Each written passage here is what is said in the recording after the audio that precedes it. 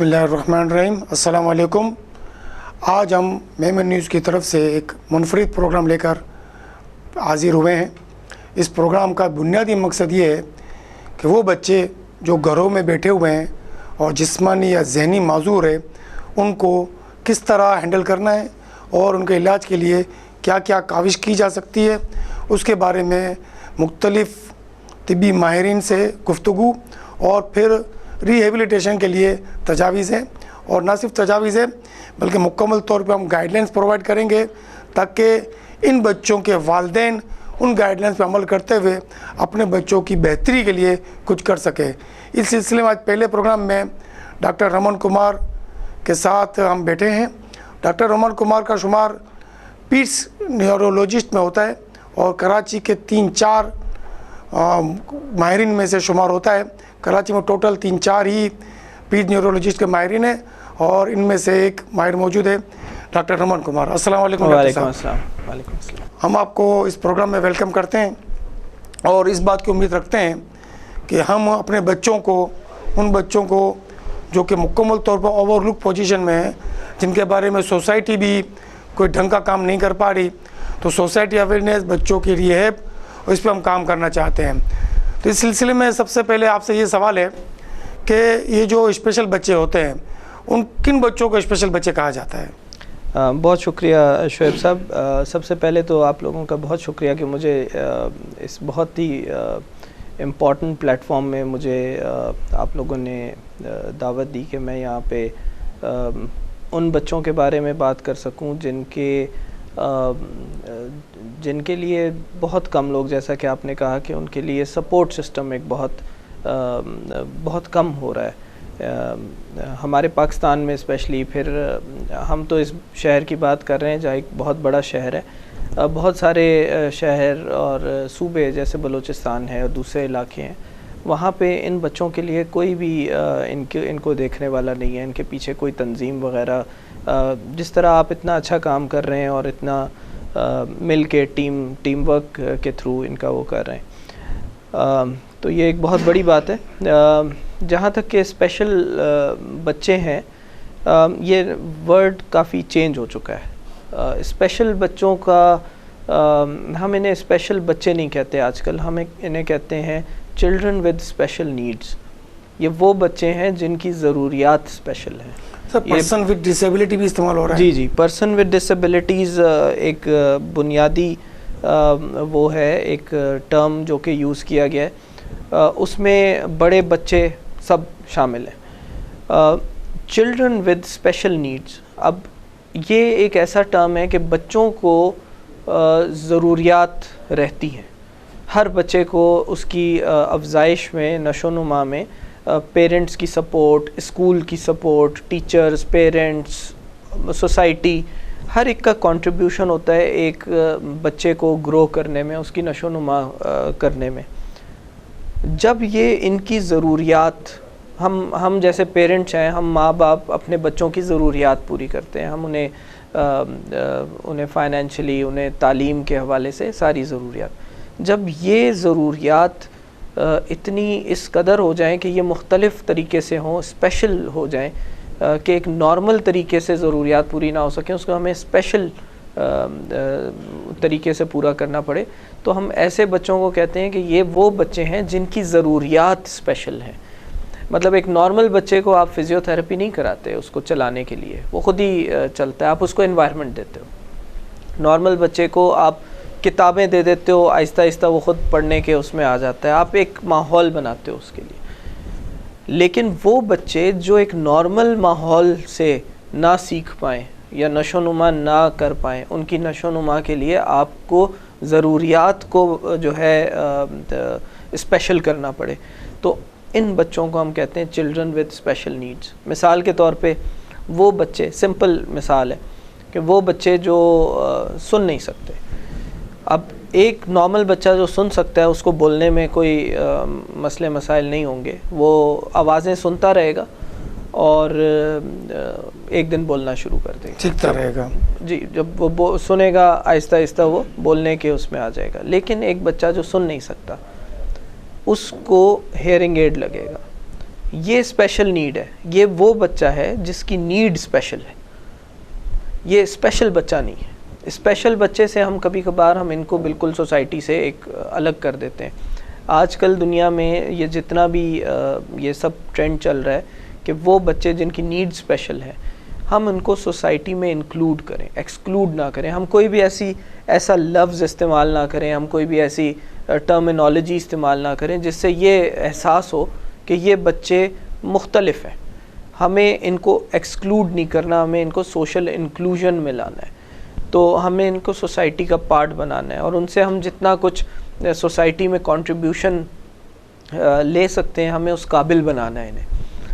تو آپ کے سوال کا جیسا کہ میں کہہ رہا ہوں کہ یہ ایک تو ٹرم یہ کہ اسپیشل نیڈس اور چلڈرن وتھ اسپیشل نیڈس، یہ کہنے سے ہم ان کو بہت زیادہ رسپیکٹ کے اس میں آ جاتا ہے، اور یہ سارے وہ بچے ہیں جن کی نیڈ اسپیشل ہیں۔ فزیو تھراپی ہے، آکیوپیشنل تھراپی ہے، ہیئرنگ ایڈز ہیں، اکوپمنٹس جو ہم بناتے ہیں، آرتھوسز ہیں، چل پھر نہیں سکتے، کچھ اسپیشل آرتھوسز بنانے ہیں، ان کی ویل چیئر سپورٹنگ مطلب دینی جی، مختلف۔ جتنی نیڈز ان کی اسپیشل ہیں تو ان بچوں کو ہم اس میں شمار کرتے ہیں۔ اس کے اندر آپ کیا سمجھتے ہیں کہ اگر کوئی ارلی انٹرونشن ہو جائے، یعنی ان بچوں کو ڈائگنوز چھوٹی سے چھوٹی عمر میں کیا جائے، بالکل، تو ان کی ریہیب فیوچر میں کیا پوزیشن ہوگی؟ کیا ہم بہتری لا سکتے ہیں ان بچوں میں؟ بالکل، بہت اچھا سوال ہے اس میں، اور میں دیکھیں یہ ساری باتیں پیرنٹس کو سننا بہت ضروری ہیں، کیونکہ بہت سارا آج کل جو ٹرینڈ ہوتا ہے،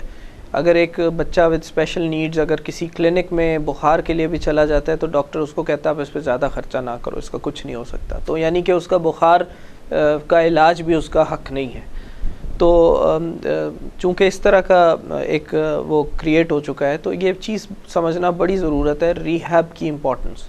ریہیبلیٹیشن جو ہے یعنی کہ مرمت، اس کو اگر میں آسان الفاظ میں، نقصان ہو چکا ہے اب آپ نے مرمت کرنی ہے، ریپیئر کرنا ہے۔ تو ریہیب کا مطلب ہے کہ کسی جیسے کہیں پہ کسی بلڈنگ میں یا کسی کمرے میں آگ لگ جاتی ہے، شارٹ سرکٹ ہوتا ہے، سارا کمرہ خراب ہو جاتا ہے، اور اس کی پھر ہم ریپیئرنگ کرتے ہیں، اس کی مرمت کرتے ہیں، اس کو پینٹ شینٹ کرتے ہیں، اس کو تزئین و آرائش میں دوبارہ ہم اس کو، تو یہ بالکل یہی کانسیپٹ ہے کہ بچے جب پیدا ہوتے ہیں، سب سے امپورٹنٹ ٹائم دنیا میں، سب سے بڑا ٹرانزیشن یا چینج جو ایک انسان دیکھتا ہے وہ ہوتا ہے پیدائش کے ٹائم۔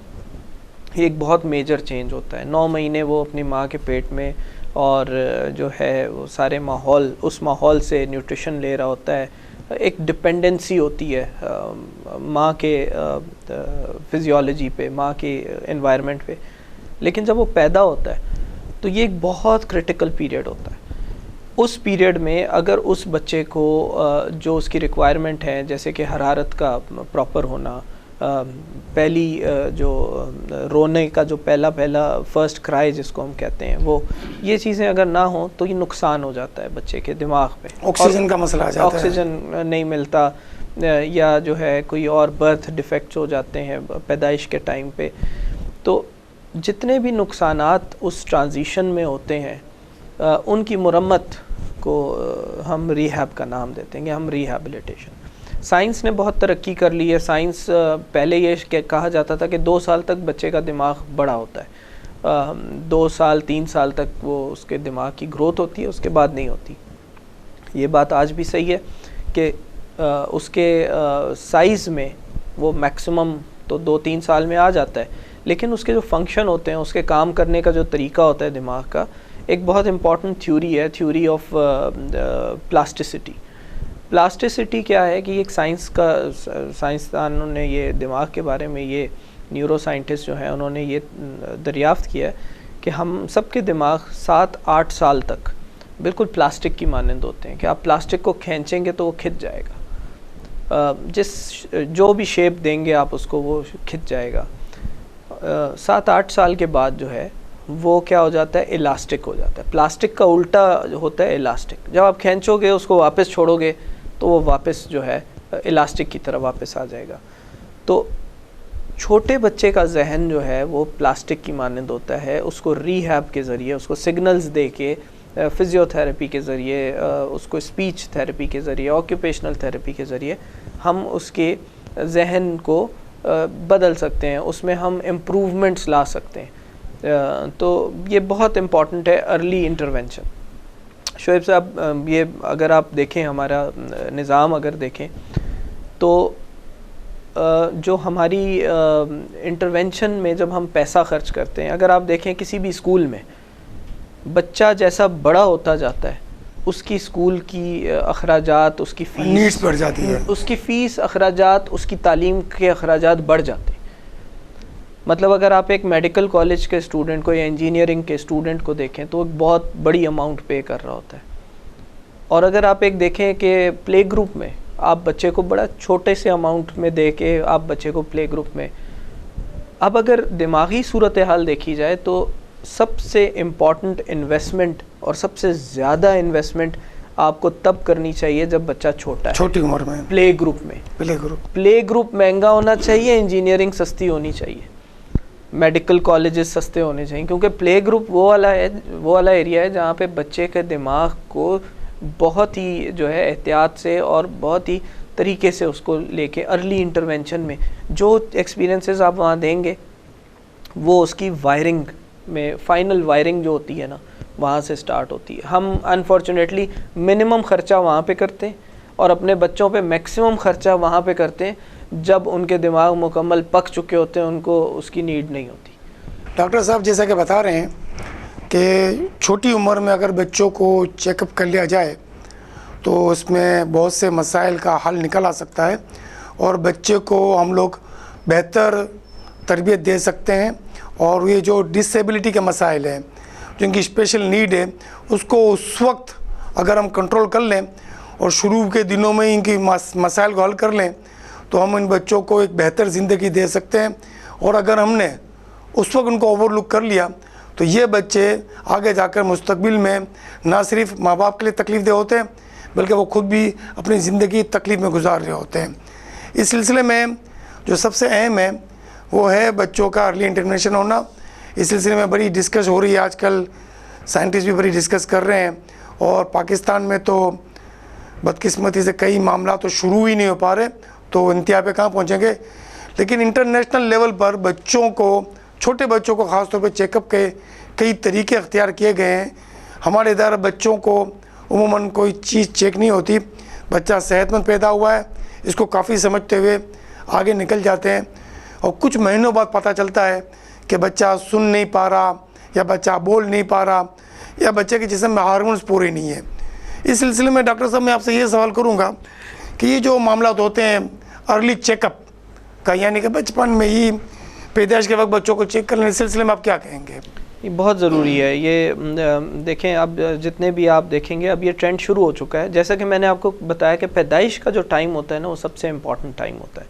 وہاں پہ جو بڑے ہسپتال ہیں ان میں کیا ہوتا ہے کہ جو گائنی کا جو جہاں پہ لیبر رومز ہوتے ہیں، جہاں بچے کی ڈیلیوری ہوتی ہے، وہاں پہ ایک پیڈیاٹیشن بچوں کا ڈاکٹر موجود ہوتا ہے جو بچے کو ریسیو کرتا ہے اور اس کو مدد کرتا ہے ایڈجسٹ ہونے میں، رلانا، اس کو صفائی کرنا، اس کو فرسٹ ٹائم اسٹیمولیٹ کرنا اور اس کے معاملات، حرارت برقرار رکھنا، کیونکہ اس کے لیے ایک بہت بڑا چینج ہوتا ہے. تو یہاں سے جو ہے یہ کہانی سٹارٹ ہوتی ہے کہ پیدائش پہ ہی ایک ڈاکٹر موجود ہونا چاہیے. ابھی ہم بات گفتگو کو جاری رکھیں گے، تھوڑی دیر کے لیے وقفہ ہے، اس کے بعد انشاءاللہ دوبارہ ملتے ہیں.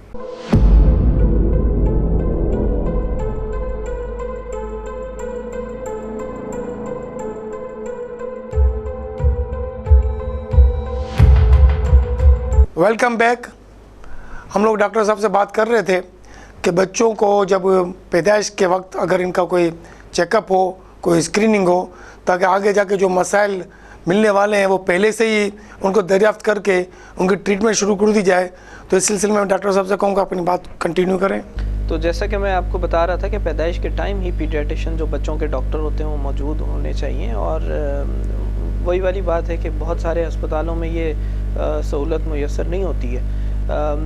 بہت سارے ہسپتالوں میں جو نارمل اسکریننگ ہوتی ہے اس میں جیسے تھائرائڈ ایک ایسا کیمیکل ہے غدود ہوتا ہے یہاں پہ تھائرائڈ، اور جو کہ تھائروکسین ریلیز کرتا ہے، کیمیکل ریلیز کرتا ہے، جو کہ دماغ کا گروتھ ہارمون ہے، جو دماغ کی نشو و نما میں مدد دیتا ہے۔ تو چونکہ بچے کا دماغ نشو و نما اس کو ضرورت ہوتی ہے، اس کے لیے جو کیمیکل ہے وہ تھائرائڈ ہے۔ تو تھائرائڈ کی دنیا جہاں میں اسکریننگ بہت لیول پہ ہوتی ہے، اراؤنڈ 50 سے 60 بیماریاں ہیں جو پیدائش پہ ہی اسکرین ہو جاتی ہیں۔ اسکریننگ کیا ہوتی ہے؟ اسکریننگ کا مطلب وہ چیز ہوتی ہے، ایک ہوتی ہے ڈائگنوسس، ایک ہوتی ہے اسکریننگ۔ اسکریننگ وہ ہوتی ہے کہ جس بیماری کے آپ کو سائن سمٹمز واضح نہ ہوں، چھپے ہوئے، آپ کو اندازہ نہ، آپ کو ڈھونڈنا پڑے، تو اس کو آپ اسکریننگ کہتے ہو۔ ڈائگنوسس وہ ہے کہ جو چیز سامنے آپ کو نظر آ رہی ہے، آپ نے اس کو نکال لیا۔ تو اسکریننگ ہم اسی لیے کہتے ہیں کہ کسی بچے کا ہم یہ نہیں بتا سکتے کہ کیا یہ کان سے سن سکتا ہے یا نہیں دیکھنے سے، تو کیا کرنا پڑے گا؟ اسکرین کرنا پڑے گا، اس کی ہیئرنگ اسکریننگ کرانی پڑے گی۔ اگر ارلی آن اسکریننگ ہو جائے تو بعد میں ہمیں پتہ لگ جاتا ہے کہ ہم نے کس لیول پہ جا کے ہم نے اس کو ہیئرنگ ایڈ اور باقاعدہ ٹیسٹ وغیرہ اور کوکلیئر امپلانٹس تک کی آج کل بات چلتی ہے۔ تو یہ تب ممکن ہوتا ہے جب آپ ایک چیز کو ارلی آن پک کریں۔ اس کے بعد وہ بچے جن کے شروع میں پیدائش کے ٹائم پہ مسائل زیادہ ہو جاتے ہیں، جن کو ایڈمٹ کرنا پڑ جاتا ہے، انکیوبیٹر میں رکھنا پڑ جاتا ہے، ان کو وینٹیلیٹر پہ رکھنا پڑ جاتا ہے، جن کو جانڈس ہو جاتا ہے۔ بہت سارے لوگ جو ہے بہت پریشان ہو کے، میرے پاس بہت سارے بچے ایسے ہیں جو صرف ڈاکٹر یہ کہہ دیتا ہے، بچے کو جانڈس ہوتا ہے، ڈاکٹر یہ کہہ دیتا ہے کہ آپ کو خون بدلنا پڑے گا، بچے کا خون بدلوانا پڑے گا۔ پیرنٹس ڈر کے وہ نہیں کرتے، اور وہ جانڈس ان کے برین میں جاتا ہے، اور وہ پوری زندگی جو ہے وہ فزیکل ڈسیبلٹی کے ساتھ فزیکل ڈسیبلٹی رہتی ہے، اور وہ ان کی موومنٹس وغیرہ خراب رہتی ہے۔ تو کہنے کا مقصد یہ کہ جو ارلی فیز میں جانڈس ہوتا ہے، ہمارے ادھر نارملی اس کو پیلیا کہتے ہیں۔ پیلیا، بالکل، جس کو کہتے ہیں کہ سورج کی شعاع دیکھنے سے، بالکل صحیح بات ہے سر، ہلکا پیلیا سورج کی شعاع دکھانے سے بالکل صحیح ہو جاتا ہے۔ اس سے زیادہ ہو تو اسپتال میں فوٹو تھراپی لائٹ لگتی ہے، اور اس سے زیادہ ہو جاتا ہے تو پھر خون بھی چینج کرنا پڑتا ہے۔ تو میرے پاس بہت سارے لوگ ایسے آتے ہیں جس میں لوگوں کا بھی اگر دیکھا جائے اتنا قصور نہیں ہے۔ آپ کسی کو جس طرح سے سمجھاتے ہیں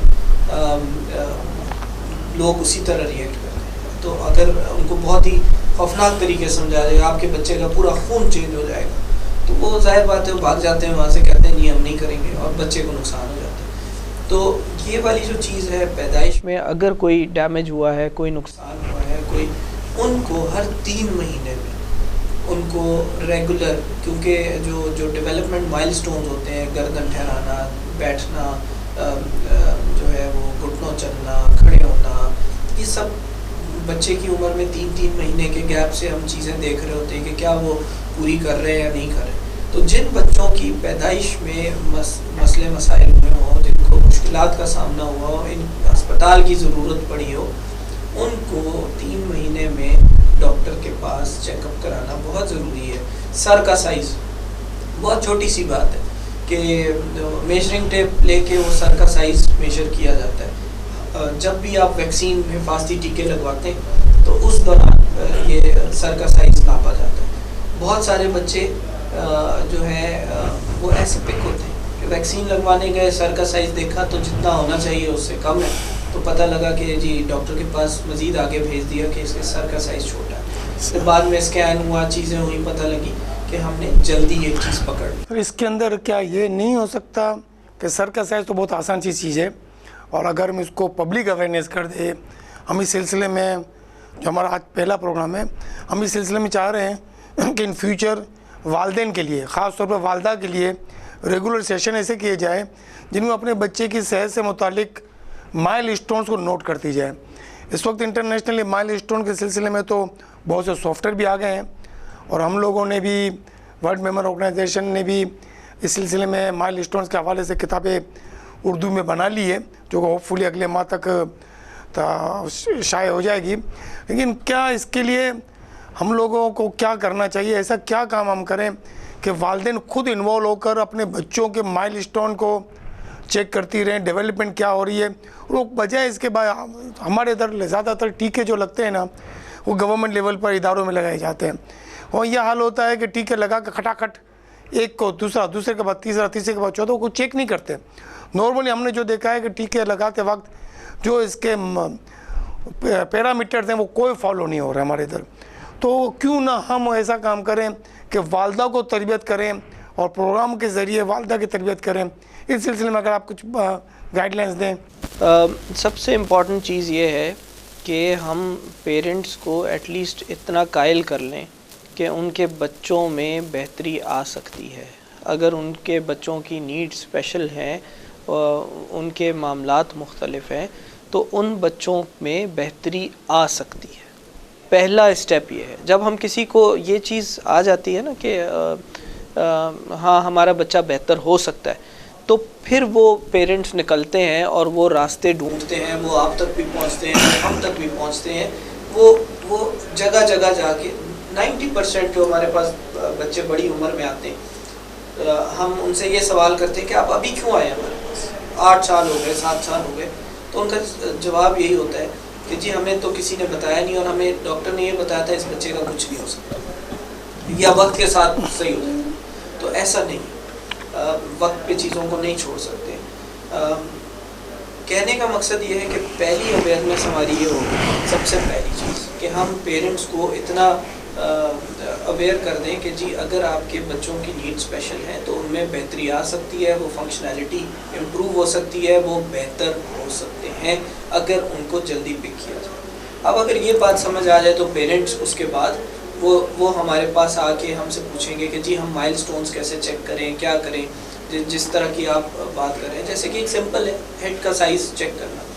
بہت سارے بچے ایسے پیدا ہوتے ہیں جن کے سر میں پانی ہوتا ہے, تو ان کو ڈاکٹر سکھا دیتا ہے کہ آپ نے اپنے بچے کا سر کا سائز ناپنا ہے اور ہر مہینے آپ نے ناپنا ہے. جب اتنے سے زیادہ ہو جائے تو آپ فوراً ہسپتال آ جائیں. تو یہ نارملی بھی پریکٹس میں یہ بات ممکن ہے, اور بالکل اس کے لیے اویئرنیس سیشنز جیسا کہ آپ ایک پروگرام کر رہے ہیں, اس کے ذریعے آہستہ آہستہ لوگوں کو احساس ہوتا رہے گا کہ جی ہم بہت کچھ کر سکتے ہیں, پیرنٹس بہت کچھ کر سکتے ہیں. سر جی ایک بات میں اس وقت نانا دادا کے لیول پر ہوں, اور ظاہری بات ہے کہ انسان سوسائٹی میں رہتا ہے تو بچپن سے واسطہ پڑتا ہے اپنے سے چھوٹوں کا اور بڑوں کا بھی.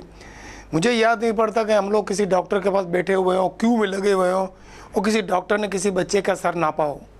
میں نے صرف ایک بار, مجھے یاد ہے, ڈاکٹر آفتاب احمد قریشی کی ایک عادت تھی, سول سرجن رہ چکے تھے سول ہاسپٹل میں بھی.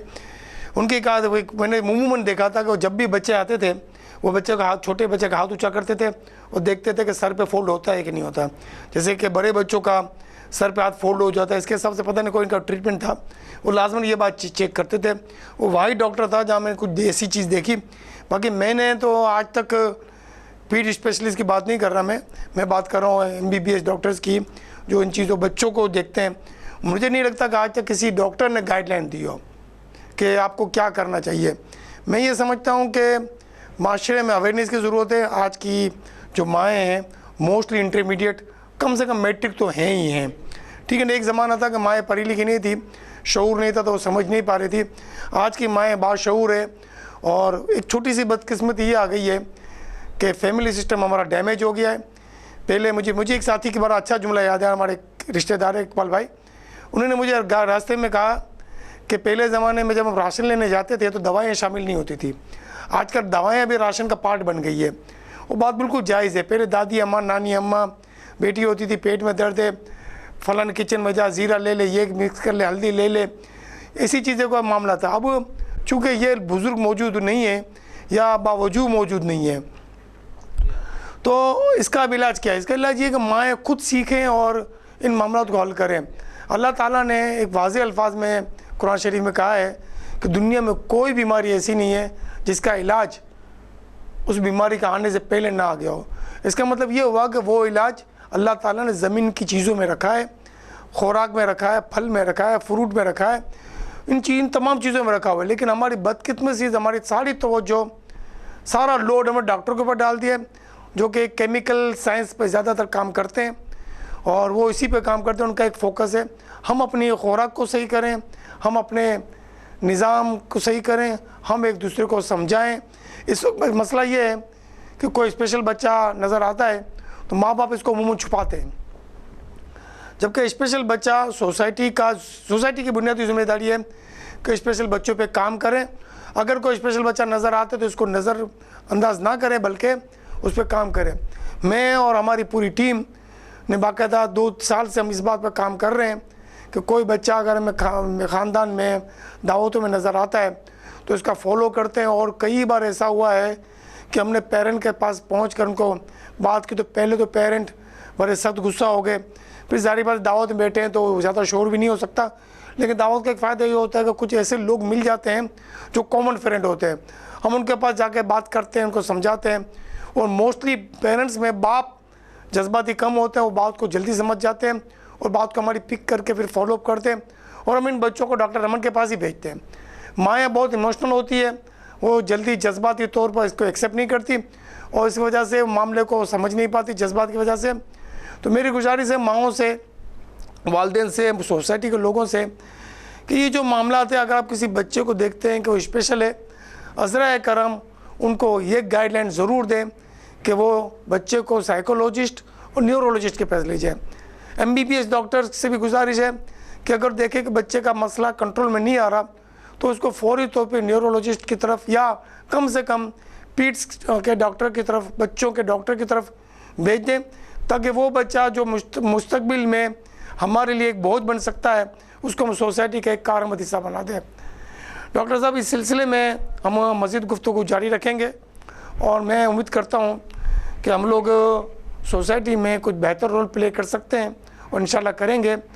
آپ اس بارے میں کچھ مزید کیا کہنا چاہیں گے کہ ہم لوگ بچوں کے والدین سے کس طرح تعلق قائم کریں؟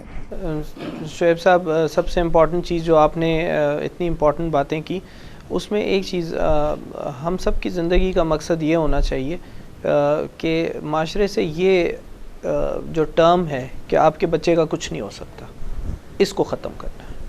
اس کو ہم نے مل کے, آپ جو کام کر رہے ہیں ایک بہت ہی امپورٹنٹ پلر ہے.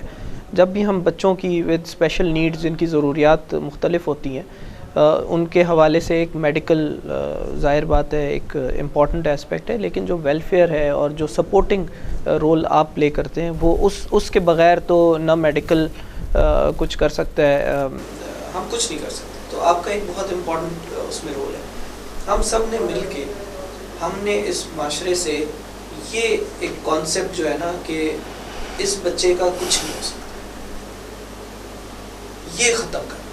اگر کسی کے آنکھیں کمزور ہیں تو چشمہ لگنے سے اس کو بہتر نظر آ سکتا ہے, ہیئرنگ ایڈ لگنے سے وہ سن سکتا ہے, ایک ایکوپمنٹ دینے سے, آرتھوسس سے ہو سکتا ہے کہ وہ 2-4 قدم چلنا شروع کر دے. تو کہنے کا مقصد یہ کہ ہو سکتا ہے یہ بات. اور دوسری بات, ایک چیز میں آپ سے اتفاق نہیں کروں گا کہ میرا تجربہ جب میں نے سٹارٹ کیا تھا تو مجھے ایسا لگتا تھا کہ واقعی یہ جو نیورولوجی کے جو پرابلمز ہوتے ہیں اور دورے, جھٹکے, مرگی اور یہ جو اسپیشل نیڈز والے جو بچے ہیں جو چل پھر نہیں سکتے, ان کے پیرنٹس ہمارے پاس لانے سے ان کو چھپا کے ایسی بات. میرے حساب سے جب میں نے کام شروع کیا اور میں نے مختلف جگہوں پہ جا کے کلینکس کیے, کراچی کے ڈفرینٹ ایریاز میں کلینکس کیے, بجائے اس کے کہ وہ ہمارے پاس آئیں ہمارے ایریا میں ان کے ایریا میں جا کے کہ میں ان کے قریب ہوں اور وہ آ کے مجھے دکھائیں, تو پتہ یہ لگا, میرا اندازہ یہ ہے کہ ان کو سہولیات میسر نہیں ہوتی, اس لیے وہ نہیں نکلتے. اگر ان کو پتہ لگ جائے کہ یہاں پہ کوئی ڈاکٹر موجود ہے جو دماغی ذہنی امراض کو دیکھتا ہے تو وہ ضرور نکلتے. تو اس چیز کو ہمیں برقرار رکھنا ہے. ہمیں بہت امپورٹنٹ چیز ہے کہ جیسے ہم کہتے ہیں نا, شمع سے شمع روشن کرنا, اور اس میں ضروری ہے کہ ہم اپنی نالج کو اسپریڈ کریں. میں اکیلا کافی نہیں ہوں, 5-6 لوگ جو نیورولوجسٹ ہیں اس شہر میں جو کام کر رہے ہیں وہ بہت کم, آٹے میں نمک کے برابر ہے. ہم نے یہ کرنا ہے کہ میں آپ کو امپاور کر دوں تاکہ آپ کے ایریا میں جتنے لوگ ہیں آپ کو تھوڑی بہت نالج ہو جائے. ہم سب مل کے ہم اگر نالج کو بانٹیں گے, ہم تھوڑی اویئرنیس, جیسا کہ آپ نے کہا, ماؤں کو اویئرنیس دے دیں, پیرنٹس کو اویئرنیس دے دیں, بہت چھوٹی چھوٹی باتوں کو ہم وہ کر سکتے ہیں جس سے ضرور بہتری آئے گی اور نظام بہت ان بچوں کے لیے بہت, یہ دنیا جو ہے یہ وہ کہتے ہیں نا کہ یہ زمین چاند سے بہتر نظر آتی ہے ہمیں. تو یہ واقعی یہ زمین چاند سے بہت بہتر ہے اور یہ اس کو ہم مزید بہتر بنا سکتے ہیں، اس کو بہت خوبصورت بنا سکتے ہیں. جیسا کہ ڈاکٹر صاحب نے کہا کہ بہت سی چیزیں ایسی ہوتی ہے اگر ہم سوسائٹی کی طرف توجہ دیں اور سوسائٹی اپنی ذمہ داری، ہر فرد اس بات کی ذمہ داری لے کہ جو بچے اسپیشل نیڈز والے ہیں ان کو کوئی بات نہیں، وہ خود اسپیشل نیڈز نہ دیں، ان پیرنٹس کو گائیڈ کریں کہ بھائی آپ فلاں ادارے میں چلے جائیں. ورلڈ میموریل آرگنائزیشن اس سلسلے میں بڑا اچھا کام کر رہا ہے، اس طرح کئی اور ادارے بھی بہت اچھا کام کر رہے ہیں. اور ظاہری بات ہے کہ جتنے بھی ادارے ہیں وسائل تو بہت لمیٹیڈ ہوتے ہیں، مسائل بہت زیادہ ہے. ہر ادارہ اپنی طرف سے بہت کوشش کر رہا ہے. ہم لوگ وہ بچے جن کی عمر 5 سال سے کم ہے اور والدین ان بچوں کی ضروریات اسپیشل نیڈز کے معاملے میں ان کو سمجھ نہیں ہے اور وہ بچوں کو ایویلیوشن کرنا چاہتے ہیں، تو ہم چاہتے ہیں کہ وہ بچے ہمارے پاس آئے. انشاءاللہ تعالی ہم ایویلیوشن کر آپ کو گائیڈ لائن دیں گے کہ ان بچوں کو مسائل کو کس طرح حل کیا جا سکتا ہے. اور ہم نے ابھی تک 2 سال سے ہم نے ایک پروجیکٹ چلا رہے ہیں. اس پروجیکٹ میں ہم کو یہ سبق ملا کہ دنیا میں ناممکن کوئی چیز نہیں ہے. ہم نے ایسی بچیاں بھی پائی جو کہ 20-30 سال 40 سال سے لیٹی رہتی تھی زمین پر، آج وہ اپنا پاؤں بھی اٹھا رہی ہے اور ہاتھ بھی اٹھا رہی ہے اور مسکرا کے ہمیں جواب بھی دیتی ہے. کسی اگلے سیگمنٹ میں ہم اس بچی کا بھی آپ کے ساتھ تعارف کریں گے اور بتائیں گے کہ ناممکن کوئی چیز نہیں ہے. شرط یہ ہے کہ والدین ایکسیپٹ کرے کہ ہمارا بچہ اسپیشل ہے اور ناقابل علاج نہیں ہے، قابل علاج ہے، قابل علاج ہے. اور کوشش کر کے میں یہ دعویٰ نہیں کرتا کہ یہ بچے 100% صحیح ہو جائیں گے، لیکن اگر یہ بچے 80% صحیح ہو جائے تو کیا خرابی ہے؟ 10% بھی صحیح ہو جائے، 20% صحیح ہو جائے، بہتری کی ہر وقت توقع ہے. اور جب ہم کوشش کرتے ہیں تو اللہ تعالیٰ اس کوشش کا جواب دیتا ہے.